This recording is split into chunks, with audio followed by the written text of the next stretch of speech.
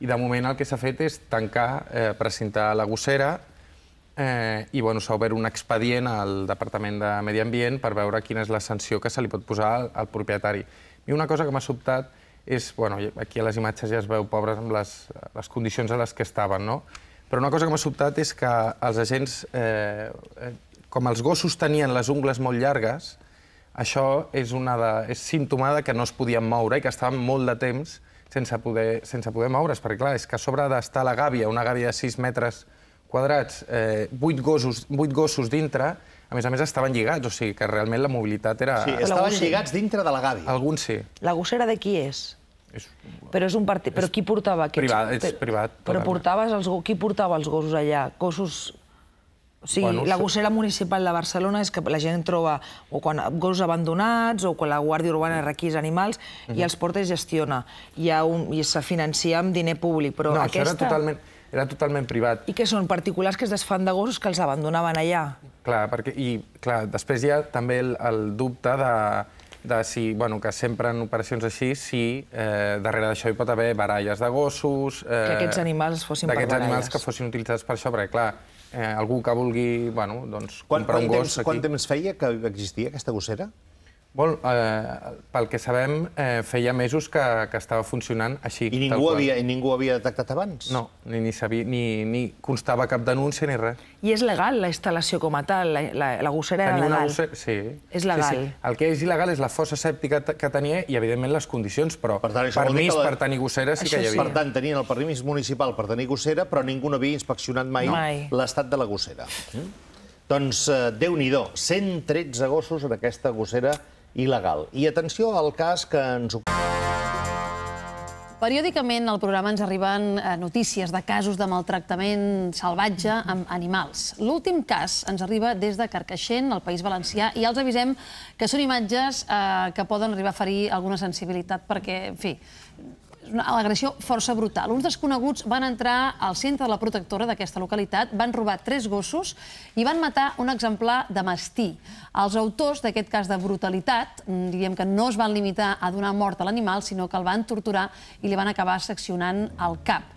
En fi, violència absolutament gratuïta, que ni entenem ni segurament volem entendre, però que és evident que periòdicament aquest programa és receptor d'aquest tipus de denúncies. Són unes fotografies que han estat enviades des del País Valencià i que d'alguna manera han coincidit en el temps i en l'espai en la denúncia del nostre programa d'avui, perquè avui als matins la denúncia ens arriba des de 2 protectores d'animals que es dediquen justament a la recollida d'animals perduts o abandonats i que, a més, treballen totes dues a la demarcació de Tarragona. Les responsables d'aquests centres d'acollida, la Isabel Bellver i la Isabel Reventós, se senten totalment desassistides per l'administració, tant des del punt de vista econòmic com des del punt de vista legal. D'entrada, suposo que, en fi, imatges com les que acabem de veure són d'aquelles que impacten i, exacte, ens amarguen una mica el dia. Exactament, sí. Vostès coneixien aquest cas de Carcaixent? Sí, va rebre ahir. Ahir ens va arribar a nosaltres, a través d'internet. Sortosament, en el seu cas, Magdalena, no hem de parlar d'una agressió d'aquestes característiques, però sí d'un problema que vostès tenen en el seu dia a dia i que no saben per on sortir. De moment, per sort, no s'han trobat en un cas com aquest, però ens explicaven, i per això ens van trucar, que vostès dia a dia es troben animals lligats, a vegades a la porta de les seves protectores, i animals, a més, famèlics, desassistits, i que demanen que vostès els acullin. Suposo que la persona que els deixa no s'identifica, els deixa allà lligadet, i vostès van acollint aquests animals, i això suposa que tenen... Augmenten, sí. Tenen les protectores que no donen a l'abast, és així. Exactament. Entre tot, agraïm els matins de TV3 que ens hagin tingut la delicadesa o l'atenció que nosaltres puguem expressar al públic, fer arribar la nostra desesperació i demanar al públic i a la gent en general que prenguin consciència del que estem passant les protectores. Clar, perquè crec que hi ha diferents nivells dintre del problema que vostès es troben. Un és aquest excés d'abandonament d'animals. Les protectores on vostès treballen, per quants animals estan preparades? La meva protectora està preparada per uns 65 animals perquè estiguin en bones condicions. I quants en té? Actualment els doblem. I a part he tingut de fer una protectora en una finca meva, que també tinc 100 animals allí, que he anat agafant els més grans i els més delicats i n'hi ha que no estan així perquè no hi caben, els he tingut d'agafar a la meva finca.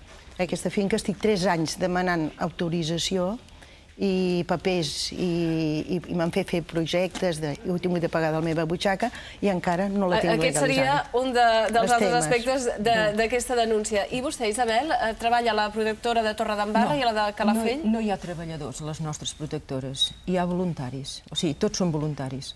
Aleshores, l'Associació Protectora d'Animals del Baix Penedès tenia el refugi a Calafell, al municipi de Calafell, i es deia la Cantera Verda. L'any 2005, l'Ajuntament ens va fer fora d'aquell terreny.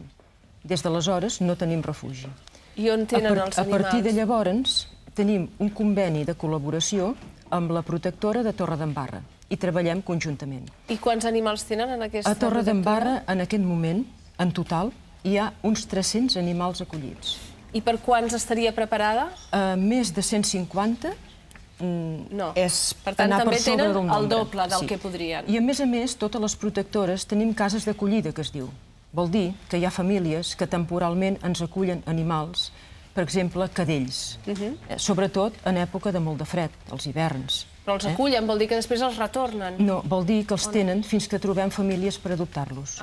O animals molt malalts, animals vells.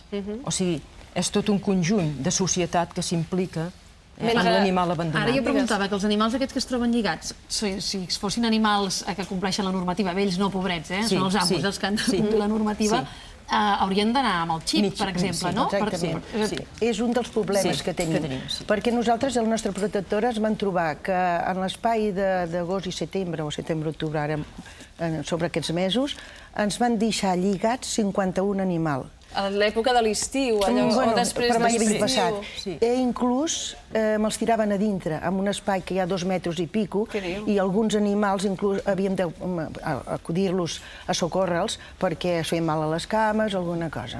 Van pujar altra vegada a la valla i ara ens els deixen a fora.